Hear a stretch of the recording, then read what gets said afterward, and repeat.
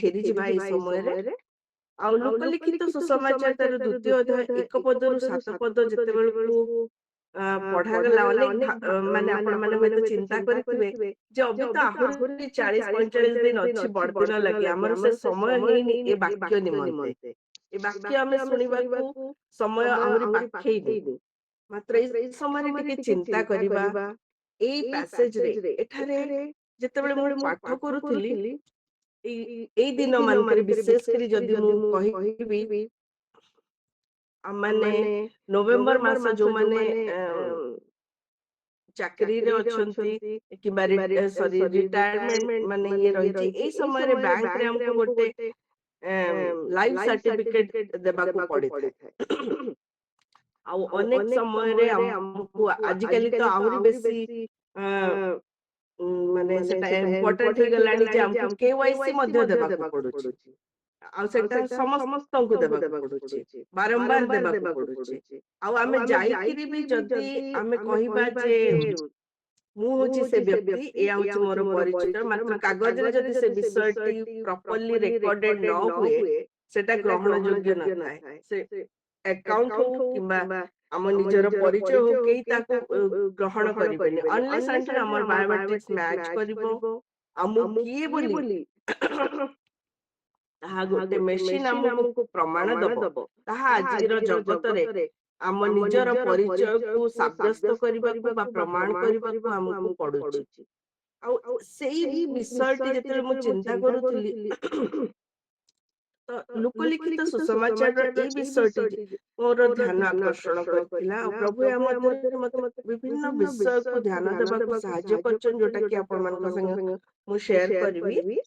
ଆଉ ଏଠାରେ କୁହାଯାଉଛି 2 ପଦରେ 1 ଆଉ 2 ପଦରେ ସେ ସମୟରେ ସମସ୍ତ ସାମ୍ରାଜ୍ୟବାସୀଙ୍କ ନାମ ଲେଖାଯିବା ନିମନ୍ତେ କାଇସର ଅଗଷ୍ଟଙ୍କ ଠାରୁ ଆଜ୍ଞା ଘୋଷଣା କରାଗଲା। ସୂର୍ୟ ଶାସନକର୍ତ୍ତା କୁରିନିଅଙ୍କ ସମୟରେ ପ୍ରଥମ ଥର ଏହି ନାମ ଲେଖା ହେଇଥିଲା। ଜାଗତିକ ଭାବେ ଯଦି ଆମେ ଦେଖୁ ଏହା ଗୋଟେ ପ୍ରପରଲି ରେକର୍ଡେଡ ଆମେ କିଏ, କେଉଁ ପରିବାରର, କେଉଁ ଗୋଷ୍ଠୀର, କେଉଁ ବଂଶର, କେଉଁ ସ୍ଥାନର, ଏଇ ସବୁ ଜଗତର ଅସ୍ଥାୟୀ ଆମର ପରିଚୟ ପ୍ରଦାନ କରୁଥିବା ବିଷୟ ଗୁଡିକର ଗୋଟିଏ ରେକର୍ଡେଡ ମାତ୍ର ଗୋଟେ ଜରୁରୀ ବିଷୟ। ଆଉ ତାହା ଏତେ ଜରୁରୀ ଯେ ଲୋକମାନେ ନିଜର କାମ ଦାମ ଛାଡି, ନିଜର ଘର ଦ୍ୱାର, ବ୍ୟବସାୟ, କାର୍ଯ୍ୟ ସବୁ ଛାଡି ଯେତେ ଅସୁବିଧା ହଉ ପଛେ ନିଜ ନିଜ ଜାଗାକୁ ଫେରି ଯାଇଥିଲେ ବୋଲି ଏଠାରେ ଲେଖାଯାଏ। କାହିଁକିନା ହୁଏତ ସେଟା ଡିଟେଲରେ ବ୍ୟାଖ୍ୟା ହେଇନି, ମାତ୍ର ଯେତେବେଳେ ଆମେ 7 ପଦ ପଢୁ ସେଠାରେ ଏପରି ଲେଖା ଥିଲା, ଯଦିଓ ଯୋସେଫଙ୍କର ସେଟା ନିଜର ଜାଗା ତଥାପି 7 ପଦର ଶେଷ ଭାଗରେ ଲେଖା ହେଇଛି ଯେ ସେମାନଙ୍କ ପାଇଁ ସ୍ଥାନ ନଥିଲା। ତ ଇମାଜିନ କରନ୍ତୁ ସେଠାରେ କେଉଁ ପ୍ରକାର ଜନଗହଳି ହେଇଥିବ ସେ ସମୟରେ, ଯେତେବେଳେ ଆମମାନେ ଆଧାର କାର୍ଡ ଆମର ଆସିଲା, ଆମେ ସବୁ ଲାଇନ କରିକିରି ଯେତେବେଳେ ଯାଇଥିଲୁ ପ୍ରଥମେ ତିଆରି କରିବାକୁ, ଯେ ଆଧାର କାର୍ଡ ନହେଲେ ଆମର କଣ କଣ ଅସୁବିଧା ହବ ଇତ୍ୟାଦି। ଆଉ ତାପରେ ଆମେ ଯେମିତି ଦେଖୁଛୁ ଏଇ ମାସରେ ନଭେମ୍ବର ମାସରେ ଯଦି ଆପଣ କୌଣସି SBI ବ୍ୟାଙ୍କକୁ ଯିବେ ସେଠାରେ ବୁଝିପାରିବେ ଏଇ ପ୍ରକାର ଜନଗହଳିର ପ୍ରଭାବ ଟା କେମିତି ରହିଥାଏ। ସମସ୍ତେ ଡେସପରେଟ ଥାନ୍ତି ଯେ କେମିତି ମୁଁ ଜୀବିତ ଅଛି ଆଉ ମୁଁ ହଉଛି ସେହି ବ୍ୟକ୍ତି, ତାହା ପ୍ରମାଣିତ ହେଇଯାଉ, ତାହେଲେ ବର୍ଷକ ଲାଗି ମୁଁ ନିଶ୍ଚିତ ହେଇଯିବି ଆଉ ମୋର କୌଣସି ପ୍ରକାର ନେଣ ଦେଣରେ ଅସୁବିଧା ରହିବ ନାହିଁ। ତ ଏଇ ପ୍ୟାସେଜଟି ଯେତେବେଳେ ପାଠ କରୁଥିଲି ଏଠି କେତୋଟି ପ୍ରଶ୍ନ ମୋ ମନକୁ ଆସିଲା, ଯେ ଯେମିତି କି ମୁଁ କିଏ, ମୋର ପ୍ରକୃତ ପରିଚୟ କଣ। ଆଉ ଦ୍ଵିତୀୟରେ ଗୋଟେ ବିଷୟ ଆସିଲା ଯେ ଏ ପରିଚୟଟା ଯାହାକୁ କି ମୁଁ ପ୍ରକୃତ ପରିଚୟ କହୁଛି, ତାହା ମୁଁ କାହା ଦ୍ଵାରା ବା କିପରି ପାଇଛି, ଯେ ମୁଁ କେଉଁ ପରିବାର ବା କେଉଁ ବଂଶର ଅନ୍ତର୍ଭୁକ୍ତ। ଆଉ ତୃତୀୟ ବିଷୟଟି ହଉଛି ଯଦି ମୁଁ ସେହି ବ୍ୟକ୍ତି କିମ୍ବା ସେହି ପରିବାରର ଅଂଶ, ଆଉ ଯଦି ମୁଁ ଜୀବିତ ତାହେଲେ ମୁଁ କିପରି ଆଚରଣ କରିବି, ଆଉ ଯଦି ମୃତ ତ ତାହେଲେ ମୁଁ ଡେଫିନେଟଲି ତାର କିଛି ଯୁକ୍ତିଯୁକ୍ତ ଆଚରଣ କରିପାରିବି ନାହିଁ। ତ ଏଇ ତିନୋଟି ବିଷୟକୁ ଆମେ ଟିକେ ଅବିଧ୍ୟାନ ଦେବା। ଯେ ଯେତେବେଳେ ଆମେ ଚିନ୍ତା କରିଥାଉ ଯେ ମୋର ପରିଚୟ କଣ, ସେତେବେଳେ ଆମେ ହୁଏତ ସାଧାରଣ ଭାବେ ଯଦି ଆମକୁ ଏଇଟା ପଚରାଯିବ ତାହେଲେ ମୁଁ କହିବି ଯେ ଆଚ୍ଛା ମୁଁ ଏଇ ପରିବାରରୁ ଆସିଛି, ମୋ ପୂର୍ବପୁରୁଷ ମାନେ ସେମାନେ ଗୋଟେ ଭିନ୍ନ ବିଶ୍ୱାସରୁ ଆସିଥିଲେ, ସେମାନେ ଏଇ ଜାତିର ଏଇ ସ୍ଥାନର, ଏମିତି ବହୁତ ବିଷୟ। ଆଉ ଅନେକ ସମୟରେ ଆମେ ଆମର ସେଇ ଅତୀତର ଯୋଉ ପରିଚୟ ରହିଛି, ଯୋଉ ବ୍ୟାକଗ୍ରାଉଣ୍ଡ ରହିଛି, କିମ୍ବା ଆମର ଅବିର ବଂଶଧର ମାନଙ୍କର ଅ ଯୋଉ ପ୍ରକାର ସଫଳତାର ମାନଦଣ୍ଡ ରହିଛି, ଆମେ ଅନେକ ସମୟରେ ତାକୁ ମ୍ୟାଚ୍ କରିବାକୁ ଚେଷ୍ଟା କରିଥାଉ, ତା ପରିକା ହେବାକୁ ଯେ ହଁ ମୁଁ ସେଇ ପରିବାରର, ତ ସେଥିପାଇଁ ମୋର ମଧ୍ୟ ମୁଁ ବି ଠିକ ସେଇ ପରିବାର ପରି ଆଚରଣ କରୁ, ପରିବାରର ସଦସ୍ୟ ପରି ଆଚରଣ କରୁଛି। ଆଉ ସେଥି ନିମନ୍ତେ ଅନେକ ସମୟରେ ଜାଣତରେ ହଉ ଅଜାଣତରେ ହଉ ଆମେ ଅନେକ ଗର୍ବ ଗୌରବ ମଧ୍ୟ ଅନୁଭବ କରିଥାଉ ଯେ ଆରେ ମୁଁ ସେଇ ଫ୍ୟାମିଲିକୁ ବିଲଙ୍ଗ କରେ।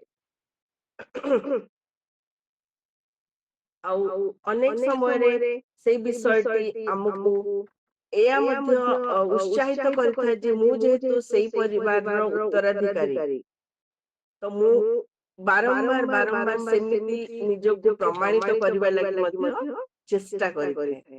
ଆଉ ଏଠାରେ ଯେତେବେଳେ ଆମେ ଜଣେ ଜଣେ ଖ୍ରୀଷ୍ଟ ବିଶ୍ୱାସୀ ଭାବରେ ନିଜକୁ ଆଜିର ଏଇ ସମୟରେ ଆମେ ଦେଖୁଛୁ, ଯେମିତି ମୁଁ କହିଲି ଯେ ଆମର ଏଇଟା 2025ର 10ଟି ମାସ ସରିଗଲାଣି, ଏଇଟା ହଉଛି 11ତମ ମାସର, ଆଜି ହଉଛି 10 ଦିନ। ଆମ ପାଖରେ କହିବାକୁ ଗଲେ ଆଉ ଅଳ୍ପ କିଛି ଦିନ ଆମ ହାତରେ ରହିଛି, ତାପରେ ପୁଣି 2025 ମଧ୍ୟ ସରିଯିବ।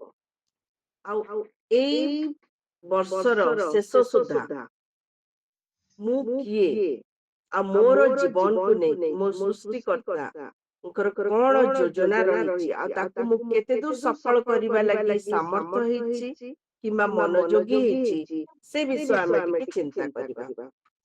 ତ ଯେମିତି ମୁଁ କହୁଥିଲି ଯେ ମୋର ପ୍ରକୃତ ପରିଚୟ କଣ, ମୁଁ କିଏ, ଯେମିତି ମୋର ପରିଚୟରେ ଅନେକ ଜଣ ମତେ ମୋର ନାଁ ଧରିକିରି ସୋମା ବୋଲି କହିଲେ, ମତେ ବହୁତ ଭଲ ଲାଗିଲା ଯେ ମୁଁ ବହୁତ ପରିଚିତ ସମସ୍ତଙ୍କ ମଧ୍ୟରେ, ସମସ୍ତେ ଜାଣିଛନ୍ତି ଆଟଲିଷ୍ଟ ମୋର ନାଁ। ମାତ୍ର ପ୍ରକୃତରେ ମୋର ପରିଚୟ ଖ୍ରୀଷ୍ଟଙ୍କ ଠାରେ କଣ ରହିଛି, ଏ ଜଗତରେ ମୁଁ ଖ୍ରୀଷ୍ଟଙ୍କର ଯେ ମୁଦ୍ରାଙ୍କିତ ଜଣେ, ମୁଁ କିପରି ଆଉ କଣ ମତେ ହେବା ଆବଶ୍ୟକ, ସେ ବିଷୟରେ ଆମେ ଟିକେ ଚିନ୍ତା କରିବା। କାରଣ ଯେବେ ମୁଁ ଖ୍ରୀଷ୍ଟ ବିଶ୍ୱାସରେ ଆସିଗଲୁ, ସେ ମୁଁ ହୁଏ କି ଆପଣ ମାନେ ହୁଅନ୍ତି, ଆମର ବ୍ୟକ୍ତିଗତ ପରିଚୟ କାଗଜକୁ ଯଦି ଛାଡିଦେବା, ପେପରରେ ଯଦି ଛାଡିଦେବା, ଆମ ନିଜର ନୁହେଁ। କାରଣ ଆମେ ସେତେବେଳେ କେବଳ ଖ୍ରୀଷ୍ଟ ହିଁ ଆମର ଏକମାତ୍ର ପରିଚୟ ଅଟନ୍ତି। କାରଣ ବିଭିନ୍ନ ରେଫରେନ୍ସ ରହିଛି, ଆପଣ ଜଷ୍ଟ ନୋଟ କରିଦିଅନ୍ତୁ, ଆମେ ସେଗୁଡାକୁ ପଢିବା ନାହିଁ। ଯେତେବେଳେ ଆମେ ଖ୍ରୀଷ୍ଟଙ୍କର ଠାରେ ଆସିଥାଉ, ବିଶ୍ୱାସରେ ଆସିଥାଉ, ସେତେବେଳେ ଆମେ ଈଶ୍ୱରଙ୍କର ସନ୍ତାନ ହେଇଥାଉ, ଚାଇଲ୍ଡ ଅଫ ଗଡ୍, ଯାହାକି ଆମେ ରୋମିଓ ତାର 8 ଅଧ୍ୟାୟ 14ରୁ 17 ପଦରେ ପାଇପାରିବା। ଆଉ ଦ୍ୱିତୀୟ ବିଷୟ ହଉଛି ଯେତେବେଳେ ଆମେ ଖ୍ରୀଷ୍ଟରେ ଆସିଥାଉ, ଯାହାକି 2 କରିନ୍ଥୀୟ 5:17 ପଦ କହେ ଯେ ଆମେ ନୂତନ ସୃଷ୍ଟି ହୋଇଥାଉ। ଏଇଟା ଆମେ ଟିକେ ଦେଖିବା, 2 କରିନ୍ଥୀୟ ତାର 5 ଅଧ୍ୟାୟ 17 ପଦ।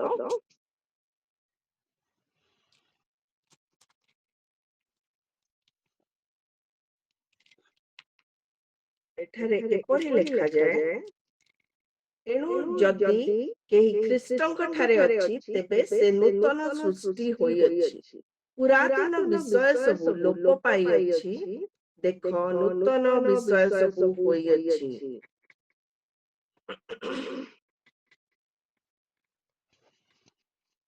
ଆଉ ତାପରେ ଆଉ ଗୋଟେ ବିଷୟ ଆମେ ହେଇଥାଉ, ଆମର ପରିଚୟ କଣ ନା ମୁଁ ଖ୍ରୀଷ୍ଟଙ୍କ ଶରୀରର ଅଂଶ ହୋଇଥାଏ। ଆଉ ତତ୍ ସଙ୍ଗେ ସଙ୍ଗେ ଏଇ ଅଂଶୀ ହେବା ଦ୍ଵାରା ଆମେ ଯେପରି ଖ୍ରୀଷ୍ଟଙ୍କର ରାଜଦୂତ ବା ଆମ୍ବାସେଡର ଫର କ୍ରାଇଷ୍ଟ, ଖ୍ରୀଷ୍ଟଙ୍କର ଯୋଉ ରାଜଦୂତର ତାଙ୍କର ଯୋଉ କାର୍ଯ୍ୟଟା ସେ ଆମକୁ ଦେଇ ଯାଇଛନ୍ତି, ତାହା କରିବାକୁ ସାମର୍ଥ୍ୟ ହୋଇଥାଉ। ଆଉ ସେଇ ସାମର୍ଥ୍ୟ ଆମେ କେମିତି ପାଇଥାଉ? ନିଜ ଶକ୍ତିରେ ନୁହେଁ, ମାତ୍ର ଆମକୁ ପବିତ୍ର ଆତ୍ମା ଶକ୍ତିଯୁକ୍ତ କରୁଥିବାରୁ ଆମେ ସେଇ ପ୍ରକାର କାର୍ଯ୍ୟ କରିବା ଲାଗି ସକ୍ଷମ ହୋଇଥାଉ। ଆଉ ଶେଷରେ ଗୋଟିଏ ପଦ ଏପରି ଯେ ଗାଲାତୀୟ ତାର 2ୟ ଅଧ୍ୟାୟ 20 ପଦରେ ମୁଁ ଖ୍ରୀଷ୍ଟଙ୍କ ସହିତ କ୍ରୁଶରେ ହତ ହୋଇଅଛି, ମୁଁ ଆଉ ଜୀବିତ ନୁହେଁ, ମାତ୍ର ଖ୍ରୀଷ୍ଟ ମୋ ଠାରେ ଜୀବିତ ଅଛନ୍ତି। ଏହା ହିଁ ମୋର ଏକମାତ୍ର ପରିଚୟ। ତ ମୁଁ ଆଉ ମୁଁ ନୁହେଁ, ମୋର ବ୍ୟକ୍ତିଗତ ଇଚ୍ଛା ବା ବ୍ୟକ୍ତିଗତ କିଛି ଲକ୍ଷ୍ୟ କିମ୍ବା ଉଦ୍ଦେଶ୍ୟ ମୋ ଜୀବନରେ ଆଉ ବିଶ୍ୱାସୀ ଭାବରେ ବଞ୍ଚିଲା ବେଳେ ଆଉ ରହିନଥାଏ। ମୋର କେବଳ ଗୋଟିଏ ଇଚ୍ଛା ଯେ ମୋର ସୃଷ୍ଟିକର୍ତ୍ତା ମତେ କେଉଁ ଉଦ୍ଦେଶ୍ୟରେ ଆହ୍ୱାନ କରିଛନ୍ତି।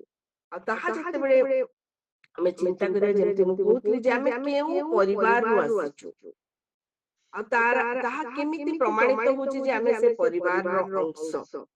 ଆଉ ତାହା ଯେତେବେଳେ ଆମେ ଚିନ୍ତା କରିବା, ଆମ ମନକୁ ହୁଏତ ପ୍ରଶ୍ନ ଆସିବ, କଣ ପାଇଁ ଏସବୁ ବିଷୟର ଆବଶ୍ୟକତା ରହିଛି?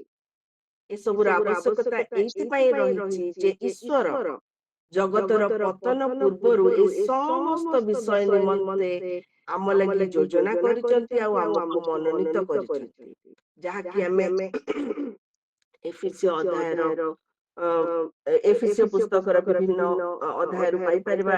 1:4 ଆଉ 2:10 ଯେ ଆମେ ଈଶ୍ୱରଙ୍କର ରଚନା, ଆମେ ତାଙ୍କର ହ୍ୟାଣ୍ଡିୱାର୍କ, ସେ ଆମ ଲାଗି ଅଲରେଡି ପ୍ଲାନ୍ କରି ସାରିଛନ୍ତି। ସେଥିପାଇଁ ଏ ବିଷୟ ଆମ ଲାଗି ଏତେ ଜରୁରୀ। ଆଉ ଆଉ ଗୋଟେ ବିଷୟ ଏଥିପାଇଁ ଜରୁରୀ ଯେ ଆମେ ପବିତ୍ର ଭାବରେ ଜୀବନ କାଟିବା, କାହିଁକିନା ଆମେ ଈଶ୍ୱରଙ୍କର ପରିବାରଭୁକ୍ତ ହେଇଛୁ। ତାଙ୍କ ପରିକା ଆମକୁ ହେବାକୁ ହିଁ ପଡିବ, କାହିଁକିନା ଆମେ ତାଙ୍କର ନିଜର। ଆଉ ତତ୍ସଙ୍ଗେ ସଙ୍ଗେ ଆଉ ଗୋଟେ ବିଷୟ ଯେ ଆମକୁ ସ୍ୱର୍ଗ ରାଜ୍ୟର ପ୍ରଜା, ଯାହାକି ଫିଲିପିଓ ତାର 3:20 ପଦରେ ଆମକୁ ସେଇ ଦାୟିତ୍ୱ ମଧ୍ୟ ଦିଆଯାଇଛି, ଯୋଉଟା କି ଆମ ଲାଗି ଏହା ଗଚ୍ଛିତ ରହିଛି। ହୁଏତ ଆମେ ଚିନ୍ତା କରିପାରୁ ଅବି ତ ଆମ ହାତରେ ଏସବୁ ବିଷୟର କୌଣସି ପ୍ରକାରର ଆମେ ଅନୁଭୂତି ପାଇନୁ କିମ୍ବା ଏସବୁ ଆମେ ଏବେ ଯାଏ ଆମେ ସେସବୁର ଅଧିକାରୀ ହୋଇନାଉ, ହୁଏତ ଆମେ ଭାବି ପାରିବା। ମାତ୍ର ଯେମିତି ମୁଁ କହୁଥିଲି ଯେ ସେ ଅନନ୍ତ ବିଷୟ ଲାଗି ଆମେ ଯୋଉ ପ୍ରସ୍ତୁତ ହଉଛୁ, ଆଉ ତା ଲାଗି ଏ ଜାଗତିକ କ୍ଷଣିକ ବିଷୟ ଗୁଡିକ ପ୍ରତି ଆମେ ମନୋଯୋଗୀ ନ ହେବା, ସେଟା ବେଶୀ ଆବଶ୍ୟକ ରହିଥାଏ। ଯେମିତି ଆମେ 2 Corinthians ତାର 3:11 ପଢିଲୁ ଯେ କାରଣ ଯଦି କ୍ଷଣସ୍ଥାୟୀ ବିଷୟ ଗୌରବ ଯୁକ୍ତ ହେଲା, ତେବେ ଚିରସ୍ଥାୟୀ ବିଷୟ ଆହୁରି ଅଧିକ ଗୌରବର ଅବସ୍ଥିତି ରହିଛି। ଯଦି ଏ ଟେମ୍ପରାରୀ ବିଷୟ ଗୁଡିକ ଆମେ ଆମ ଲାଗି ଏତେ ଜରୁରୀ, ଯେମିତି ଆମେ ଦେଖୁଥିଲୁ ବେଥଲେହେମର ସେଇ ସମୟର ସେଠି ଏତେ ଜନଗହଳି ଥିଲା, ଏତେ ଲୋକ ଆସିଥିଲେ ଯେ ଏଇ 2 ଜଣଙ୍କ ଲାଗି ରହିବାକୁ ଜାଗା ବି ନଥିଲା। ଆଜି ଆମେ ଚିନ୍ତା କରୁ, ଯେତେବେଳେ ବାଇବେଲ ହଉ କି ବିଭିନ୍ନ ଇତିହାସ ସେଇ ସମୟର ଯଦି ଦେଖିବା, ସେ ସମୟରେ ଯେତେ ଲୋକଙ୍କର ନାଁ ରେକର୍ଡେଡ ହେଇଥିବ, ଆଜି ହୁଏତ ସେମାନଙ୍କ ମଧ୍ୟରୁ କେହି ବି କାହାର ବିଷୟରେ ଆମେ କିଛି ଜାଣିନୁ। ସେମାନଙ୍କ ନିଜର ପରିବାରର ଲୋକ ବି ସେମାନଙ୍କୁ ହୁଏତ ଆଉ ମନେ ରଖି ନଥିବେ। ସେମାନେ ସେଇ ଜନଗହଳିର ସେଇ ଯୋଉ କୋଳାହଳ ଭିତରେ ହଜି ଯାଇଛନ୍ତି। ସେମାନେ ସେଦିନ ନା ତ ଯୋସେଫ ମରିୟମଙ୍କୁ ଜାଣିଲେ, ନା ଯୋଉ ମାନେ ସେମାନେ ଗୌରବ ଅନୁଭବ କରୁଥିଲେ ଯେ ସେମାନେ ଦାଉଦଙ୍କ ନଗରର ବାସିନ୍ଦା, ସେଠିକା ବାସୀ। ଆଉ ସେଥିପାଇଁ ସେମାନେ ଜିହୁଦୀୟ ଆଉ ଇସ୍ରାଏଲ ସଦାପ୍ରଭୁଙ୍କ ମନୋନୀତ ଗୋଷ୍ଠୀ। ମାତ୍ର ଆମେ ଦେଖୁ ସେ ଜାଗାରେ ଏତେ ଦୁଃଖର ବିଷୟ, ଯୋଉ ଦାଉଦଙ୍କୁ ଯିଏ ସୃଷ୍ଟି କରିଛନ୍ତି, ଯିଏ ତାଙ୍କର ବି ଉଦ୍ଧାର କର୍ତ୍ତା, ସେମାନଙ୍କ ଜୀବନରେ ସେଇ ସମୟରେ ତାଙ୍କ ଲାଗି ସମୟ ନଥିଲା, ସେମାନେ ତାକୁ ଚିହ୍ନି ବି ପାରିନଥିଲେ। ଏତେ ଦୁଃଖର ବିଷୟ।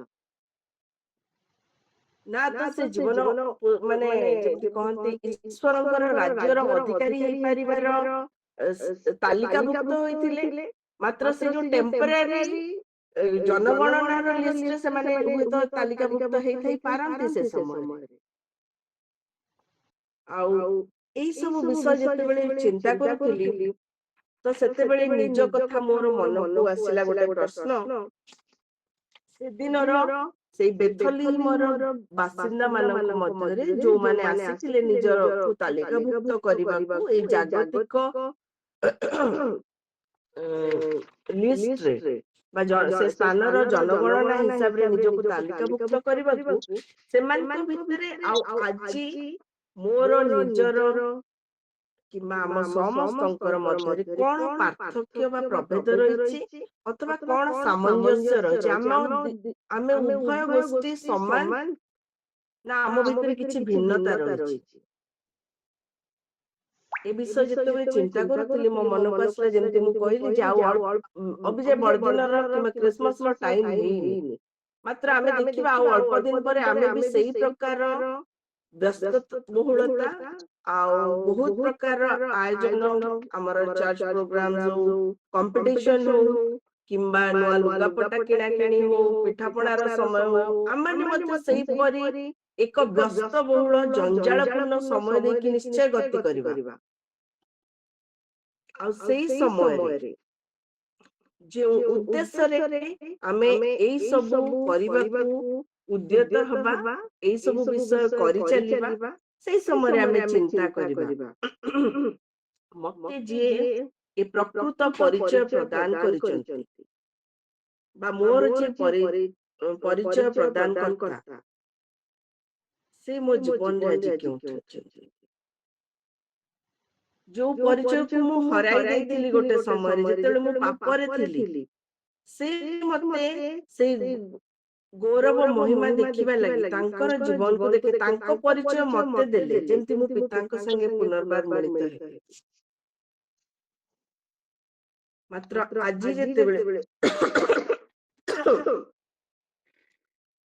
ମୁଁ ଏଇ ପ୍ରକାର ଦିନ ପରେ ଦିନ, ବର୍ଷ ପରେ ବର୍ଷ ବିଭିନ୍ନ ପ୍ରକାର ବିଷୟ ଆଚିଭ କରିବାରେ ବା ବିଭିନ୍ନ ବିଷୟକୁ ନିଜେ ସଫଳତାରେ ମାନଦଣ୍ଡରେ ଯେମିତି ମୁଁ ପାଇପାରିଛି ବା ମୁଁ କରିଚାଲିଛି, ଯୋଉ ଗିଫ୍ଟ ମୋର ଅଛି କିମ୍ବା ଯୋଉ ଟ୍ୟାଲେଣ୍ଟ ମୋର ଅଛି କିମ୍ବା ଏଇ ଜଗତରେ ମୁଁ କଣ କରିବାକୁ ଚାହୁଁଛି, ଏଇ ଜଗତ ଦୃଷ୍ଟିରେ ମୁଁ କଣ କଣ ଆଚିଭ କରିବାକୁ ଚାହୁଁଛି ବା ପାଇପାରିବାକୁ ଚେଷ୍ଟା କରୁଛି, ସେଇ ପ୍ରକାର ଯୋଉ ଦୌଡ଼ ରହିଛି, ଆଜି ମୁଁ ସେଠି ଦୌଡ଼ିବାରେ ବହୁତ ବ୍ୟସ୍ତ ଅଛି। ଯୋଉଥିପାଇଁ କି ମୁଁ ମୋ ମଧ୍ୟରେ ଆଉ ସେଦିନର ସେଇ ବେଥଲେହେମ ବାସୀଙ୍କ ମଧ୍ୟରେ ହୁଏତ ଆଜି ମୁଁ କୌଣସି ପ୍ରକାରର ପ୍ରଭେଦ ଦେଖି ପାରୁନାହିଁ। କାରଣ ଯେମିତି ମୁଁ କହୁଥିଲି ଆପଣମାନଙ୍କୁ ଯେ ମୁଁ କିଏ ବା କେଉଁ ପରିବାରରୁ ଆସିଛି, ଆଉ ଯଦି ଯେଉଁ ପରିବାରକୁ ମୁଁ ମାନେ ଯୋଉ ପରିବାର ଭୁକ୍ତା ମୁଁ, ସେ ଅନୁସାରେ ମୁଁ ଆଚରଣ ଯଦି ଜୀବିତ ଅଛି ତ ମୁଁ ଅବଶ୍ୟ ସେଇ ପରିବାରର ସଦସ୍ୟ ପରି ଆଚରଣ କରିବି, ଆଉ ଯଦି ମୁଁ ମୃତ ଅଛି ତ ନିଶ୍ଚୟ ଏ ଜାଗତିକ ଦୌଡ଼ରେ ମୁଁ ମାତି ରହିବି। ଆଉ ଯେତେବେଳେ ମୁଁ କହୁଥିଲି ଯେ ଯଦି ମୁଁ ଜୀବିତ ଅଛି ତାହେଲେ ମତେ କଣ କଣ ବିଷୟ କରିବାକୁ ପଡିବ, ଆଉ ସେଠାରେ ଏପରି ବିଷୟ ସବୁ ଆମେ ଧ୍ୟାନ ଟିକେ ଦେବା। କେବଳ ରେଫରେନ୍ସ ଗୁଡା ଖାଲି କହିଦଉଛି, ଆପଣ ମାନେ ପରେ ପଢିଦେବେ। ତୁମେମାନେ ଯେଉଁ ଆହ୍ୱାନରେ ଆହୁତ ହୋଇଅଛ ସେଥିର ଯୋଗ୍ୟ ଆଚରଣ କର। ଏଫେସୀୟ 4:1 ଆମକୁ ଏଇ ପ୍ରକାର ଶିକ୍ଷା ଦେଇଥାଏ। ଆଉ ଏଫେସୀୟ ସେଇ 4:24 କୁହାଯାଏ, ଯେଉଁ ନୂତନ ସ୍ୱଭାବ ଈଶ୍ୱରଙ୍କ ପ୍ରତିମୂର୍ତ୍ତିରେ ଧାର୍ମିକତା ଓ ସତ୍ୟତାର ପବିତ୍ରତାରେ ସୃଷ୍ଟି ହୋଇଅଛି ତାହା ପରିଧାନ କରିବାକୁ ଶିକ୍ଷିତ ହୋଇଅଛୁ। କିନ୍ତୁ ମୁଁ କହୁଥିଲି ଏସବୁ ଶିକ୍ଷା ନିମନ୍ତେ ବାରମ୍ବାର ପାଉଲ ଆମକୁ ସେଦିନ ହୁଏତ ଏଇ ପତ୍ରିକାଟି ସେ ଏଫେସୀୟ ମଣ୍ଡଳୀକୁ ଲେଖିଛନ୍ତି, ମାତ୍ର ଏହା ଆମ ଲାଗି ଆଜି ମଧ୍ୟ ପ୍ରଯୁଜ୍ୟ। ତାର କାରଣ କିମ୍ବା ସେଟା ଏଇଥିପାଇଁ ଆବଶ୍ୟକ ଅଟେ, ଯେତେବେଳେ ଆମେ ଫେରିଯିବା ଆଦି ପୁସ୍ତକ 1:26 ଆଉ 27 ସେଠାରେ ଏପରି ଲେଖା ଯେ ପରମେଶ୍ୱର କହିଲେ ଆମ୍ଭେମାନେ ତାହାଙ୍କ ପ୍ରତିମୂର୍ତ୍ତି ଓ ସାଦୃଶ୍ୟରେ ମନୁଷ୍ୟ ନିର୍ମାଣ କରୁ। ଆଉ 27 ସେ କହନ୍ତି ଯେ ସେ ନିଜର ପ୍ରତିମୂର୍ତ୍ତିରେ ମନୁଷ୍ୟ ସୃଷ୍ଟି କଲେ, ପୁରୁଷ ଓ ସ୍ତ୍ରୀ କରି ସେ ସେମାନଙ୍କୁ ସୃଷ୍ଟି କଲେ। ତ ଯଦି ଆମେ ଈଶ୍ୱରଙ୍କର ପ୍ରତିମୂର୍ତ୍ତି ଆଉ ତାଙ୍କ ସାଦୃଶ୍ୟରେ ସୃଷ୍ଟି ହେଇଛୁ, ହୁଏତ ପ୍ରଥମ ଅବସ୍ଥାରେ ଆମେ ସେ ସବୁ ହରେଇ ବସେଇଥିଲୁ, ମାତ୍ର ଈଶ୍ୱରଙ୍କର ପ୍ରତିମୂର୍ତ୍ତି ଯେ ଖ୍ରୀଷ୍ଟ, ତାଙ୍କ ଠାରେ ଆମେ ଆସିବା ଦ୍ୱାରା ପୁନର୍ବାର ତାଙ୍କ ଠାରେ ଆମେ ସମ୍ମିଳିତ ହେଇପାରିଛୁ, ସେ ପରିବାରଭୁକ୍ତ ହେଇପାରିଛୁ, ସେ ଅଧିକାର ଆମେ ଫେରି ପାଇଅଛୁ। ଆଉ ଆମର କର୍ତ୍ତବ୍ୟ ହଉଛି ଯୀଶୁଙ୍କୁ ଆମ ଜୀବନରେ ଆମେ କିପରି ଭାବେ ପ୍ରକାଶିତ କରିବା। ଆଉ ଯେମିତି ମୁଁ ଆମର ଏଇ ସହଭାଗିତାର ଆରମ୍ଭରେ ଅଲିମ୍ପିକ ର 1924 ମସିହାର ସେଇ ରନର ଏରିକ୍ ଲିଡଲଙ୍କ କଥା କହିଥିଲି ଯେ ସେଦିନ ସେ ପ୍ରଭୁଙ୍କ ଲାଗି ରବିବାର ଦିନ ଦୌଡ଼ିବେ ନାହିଁ, ବିଶ୍ରାମ ବାରକୁ ପବିତ୍ର ରୂପେ ପାଳନ କରିବେ ବୋଲି ନିଜର ଗୋଲ୍ଡ ମେଡାଲ ପାଇବାର ସମସ୍ତ ସିଓରିଟି ଥାଇ ମଧ୍ୟ ସେଟାକୁ ତ୍ୟାଗ କଲେ। ଆଉ ପରବର୍ତ୍ତୀ ସମୟରେ ଗୋଟେ ସପ୍ତାହର ଭିନ୍ନତା ବାର ଦିନ ସେ କଣ କରିଥିଲେ, 400 ମିଟରର ଦୌଡ଼ ପାଇଁ ସେ ଯୋଗ ଦେଇଥିଲେ। ସେ ତାଙ୍କର ଆଗରୁ ସେଥିପାଇଁ ପ୍ରସ୍ତୁତ ମଧ୍ୟ ହେଇଥିଲେ। ଆଉ ସେଥିରେ ସେ ଜିତିବା ସଙ୍ଗେ ସଙ୍ଗେ ଗୋଟେ ୱାର୍ଲଡ ରେକର୍ଡ ମଧ୍ୟ କରିପାରିଥିଲେ, ଯାହାକି ଦୀର୍ଘ 12 ବର୍ଷ ଯାଏ କେହି ତାକୁ ଭାଙ୍ଗି ପାରିନଥିଲେ।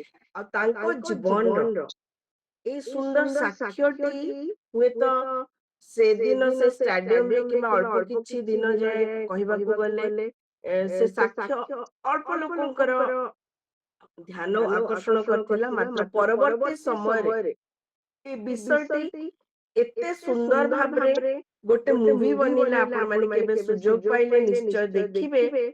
ଚ୍ୟାରିଅଟ୍ସ ଅଫ ଫାୟାର ବୋଲି ଗୋଟେ ସିନେମା ତିଆରି ହେଲା ତାଙ୍କର ଏଇ ସାକ୍ଷ୍ୟ ଉପରେ। ଆଉ 1981ର ସର୍ବୋଚ୍ଚ ଯୋଉ ପୁରସ୍କାରରେ ସମ୍ମାନିତ ହେଲା, ଅସ୍କାର ଆୱାର୍ଡ ପାଇଥିଲା। ଯେ ଏଇ ଯୋଉ ପ୍ଲଟ ଉପରେ, ଯୋଉ ସବଜେକ୍ଟ ଉପରେ, ଯୋଉ ସାକ୍ଷ୍ୟ ଉପରେ ଏ ମୁଭିଟି କରାଯାଇଛି ତା ଲାଗି। ଆଉ ସେଠାରେ ସେ କୁହନ୍ତି, ସେହି ତାଙ୍କର ଗୋଟେ କହିଥିବା କଥା ସେ ମୁଭିରେ ମଧ୍ୟ ବ୍ୟବହାର କରାଯାଇଛି ଯେ ଆଇ ବିଲିଭ୍ ଗଡ୍ ମେଡ୍ ମି ଫର ଅ ପର୍ପସ୍। ମୁଁ ବିଶ୍ୱାସ କରେ ଯେ ଈଶ୍ୱର ଗୋଟେ ଉଦ୍ଦେଶ୍ୟ ନେଇକି ମତେ ସୃଷ୍ଟି କରିଛନ୍ତି। ଆଉ he also made me fast। ମୁଁ ଏତେ ଜୋରରେ ଦୌଡ଼ି ପାରେ ବୋଲି ସେ ସେଇଟା ମତେ ସେମିତି ବନେଇଛନ୍ତି। ଆଉ ଯେତେବେଳେ ମୁଁ ଏତେ ତୀବ୍ର ଗତିରେ ଦୌଡ଼ିଥାଏ, ଈଶ୍ୱର ସେଥିରେ ଆନନ୍ଦିତ ହେଇଥାନ୍ତି, ଆଉ ସେଥିଲାଗି ମୁଁ ମଧ୍ୟ ଆନନ୍ଦିତ ହୋଇଥାଏ। ତ ଏଇ ସମୟରେ ଚିନ୍ତା କରିବା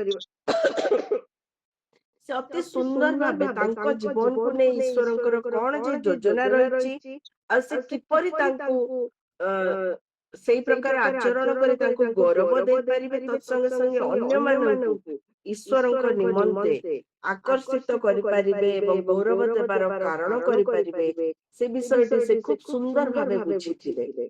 ସେ ଏଇ କ୍ଷଣିକ ଅଲିମ୍ପିକର 100 ମିଟରର ଗୋଲ୍ଡ ମେଡାଲ ପଛରେ ନିଜର ପ୍ରଭୁଙ୍କ ସାଙ୍ଗେ ସମ୍ପର୍କକୁ କିମ୍ବା ପ୍ରଭୁଙ୍କର ଉଦ୍ଦେଶ୍ୟକୁ ସେ ବଳି ଦେଇନଥିଲେ କିମ୍ବା ଜଗତ ସାଙ୍ଗେ ସେ ସାଲିସ କରିଦେଇ ନଥିଲେ। ସେ କୁହନ୍ତି, ତାଙ୍କର ଆଉ ଗୋଟେ କଥା ବହୁତ ସୁନ୍ଦର ଲାଗିଥିଲା ଯେ ଏ ଜଗତ ହୁଏତ ଆଜିର ସମୟରେ ଏକ ଭିନ୍ନ ପ୍ରକାର ଦୌଡ଼ରେ ମାତି ଯାଇଛି, ମାତ୍ର ମୁଁ ଜାଣିଛି ଯେ ମୁଁ କେଉଁ ପଥରେ ଦୌଡୁଛି, କାରଣ ସେହି ଶେଷ ଦିନରେ ମୋର ଈଶ୍ୱର ମତେ ସେଇ ମେଡାଲ ଅବଶ୍ୟ ପ୍ରଦାନ କରି ଗୌରବାନ୍ୱିତ କରିବେ। ତାଙ୍କର ସେହି ବିଶ୍ୱାସ ରହିଛି। ଆଉ ଏଇ ସମୟରେ ଆମେ ଚିନ୍ତା କରିବା ଯେ ଏ ଜଗତର ମାନଦଣ୍ଡର ସଫଳତା ଲାଗି ଆମର ସମୟ, ଆମର ଟ୍ୟାଲେଣ୍ଟ, ଆମର ଯାହା ଯାହା ଉତ୍ତମ ବିଷୟ ପ୍ରଭୁ ଆମକୁ ଦେଇଛନ୍ତି, ତାଙ୍କର ଗୌରବାର୍ଥ ବ୍ୟବହାର କରିବାକୁ ହୁଏତ ଆମେ ଖୁବ ସୁନ୍ଦର ଶିକ୍ଷା ଦେଇପାରୁ, ଆମର ବହୁତ ପ୍ରକାର ଟ୍ୟାଲେଣ୍ଟ ଥାଏ, ଖୁବ ସୁନ୍ଦର ଗୀତ ଗାଇପାରୁ, ଖୁବ ସୁନ୍ଦର ବିଭିନ୍ନ ସେବା କାର୍ଯ୍ୟ କରିପାରୁ, ମାତ୍ର ତାହା କଣ ମୁଁ ପ୍ରଭୁଙ୍କର ଗୌରବାର୍ଥ କରିପାରୁଛି କି? ଆଉ ଯେତେବେଳେ ଆମେ ଆମର ସେ ବାକ୍ୟର ଲୁକଲିଖିତ ସୁସମାଚାର 2ୟ ଅଧ୍ୟାୟ 7 ପଦଟି ଦେଖୁଥିଲୁ, ତାର ଲେଖା ଥିଲା, ସେଦିନ ଯେମିତି ବେଥଲେହେମର ନଗରୀରେ କୌଣସି ସ୍ଥାନରେ ଆମର ସେଇ ଉଦ୍ଧାରକର୍ତ୍ତାଙ୍କ ସ୍ଥାନ ଜାଗାଟିଏ ବି ନଥିଲା। ତାଙ୍କ ଲାଗି ଗୋଟେ ଉତ୍ତମ ସ୍ଥାନ ବା ଟୋଟାଲି ସ୍ଥାନ ହିଁ ନଥିଲା, ଯୋଉଥିପାଇଁ କି ସେ ଗୋଟେ ଗୁହାଳ କୁଣ୍ଡରେ ଜାଗା ପାଇଥିଲେ। ଆଉ ଠିକ ଆଜି ମଧ୍ୟ ଆମେ ଚିନ୍ତା କରିବା ଯେ ମୋ ଜୀବନରେ ସମସ୍ତ ଉତ୍ତମ ବିଷୟ ଦେଇଥିବା ସେଇ ପରମେଶ୍ୱରଙ୍କର ନିମନ୍ତେ ଆଜି ମୁଁ କଣ ନିଜର ବ୍ୟସ୍ତତା ବହୁଳ କିମ୍ବା ଜଞ୍ଜାଳପୂର୍ଣ୍ଣ ଜୀବନ କିମ୍ବା ଦାୟିତ୍ୱପୂର୍ଣ୍ଣ ଜୀବନରେ ତାଙ୍କ ନିମନ୍ତେ ସ୍ଥାନ ନେଇ ମୋ ଜୀବନର ଗୋଟେ କୋଣରେ ସେ ଅଛନ୍ତି ମୋ ଜୀବନରେ, ମାତ୍ର ଗୋଟେ କୋଉ କୋଣରେ କିମ୍ବା କୋଉ ଗୁହାଳ କୁଣ୍ଡରେ ମୁଁ ତାଙ୍କୁ ଆଜି ସ୍ଥାନ ଦେଇଛି। ହୁଏତ ସେଦିନର ବେଥଲିମ ବାସୀଙ୍କ ଲାଗି ଏଇ ପ୍ରକାର ଏକ୍ସକ୍ୟୁଜ କିମ୍ବା ତାଙ୍କୁ ଟିକେ ରାହା ମିଳିପାରେ ଯେ ସେମାନେ ସେଦିନ ଜାଣିନଥିଲେ ଉଦ୍ଧାରକର୍ତ୍ତାଙ୍କୁ ବା ଯୀଶୁ ଖ୍ରୀଷ୍ଟଙ୍କୁ ସେ କିଏ ବୋଲି। ମାତ୍ର ଆମ ପାଖରେ ହୁଏତ ସେ ଏକ୍ସକ୍ୟୁଜ ଦେବାର ସୁଯୋଗ ନଥାଇପାରେ, କାରଣ ଆମେ ଜାଣିଛୁ ସେ କିଏ ଏବଂ ଆମ ଜୀବନରେ ତା ସତ୍ତ୍ୱେ ବି ଆମେ ତାଙ୍କୁ କେଉଁ ସ୍ଥାନ ଦଉଛୁ। ଏହା ଆମକୁ ଚିନ୍ତା କରିବାରେ ପ୍ରଭୁ ସାହାଯ୍ୟ କରନ୍ତୁ। ଆମ ସମସ୍ତଙ୍କୁ ଏଇ ଛୋଟ ଚିନ୍ତା ଉପରେ ଆଶୀର୍ବାଦ କରନ୍ତୁ। ଆମେନ୍। ଆମେନ୍। ପ୍ରେଜ୍ ଦ ଲର୍ଡ। ପ୍ରଭୁଙ୍କ ନାମ ଧନ୍ୟବାଦ। ଶୁଣିଛ ବାକ୍ୟ ମାନେ ଆସୁ ଶୁଣିଥିବା ବାକ୍ୟ ନିମନ୍ତେ ପ୍ରାର୍ଥନା କରିବା। ଆଉ ଆଜିର ପ୍ରାର୍ଥନା ଅଛି ପାଷ୍ଟର ନିରଞ୍ଜନ ସମସ୍ତ ଆମେ ପ୍ରାର୍ଥନା କରିବା। ଆମମାନଙ୍କର ସ୍ୱର୍ଗସ୍ଥ ପିତା, ଧନ୍ୟବାଦ ଦଉଛୁ ତୁମର ପୁତ୍ର ଯୀଶୁଙ୍କ ନାମରେ। ପ୍ରଭୁ ଆମମାନଙ୍କ ପ୍ରତି ତୁମେ କୃପା କରିଛ, ତୁମର କୃପାର ବାହୁଲ୍ୟ ହେତୁରୁ ତୁମର ଅନୁଗ୍ରହରେ ପ୍ରଭୁ ଏ ଦିନଟି ଆମେ ଦେଖିବାକୁ ପାଇଛୁ। ଏହା କେବଳ ତୁମରି ଦୟା।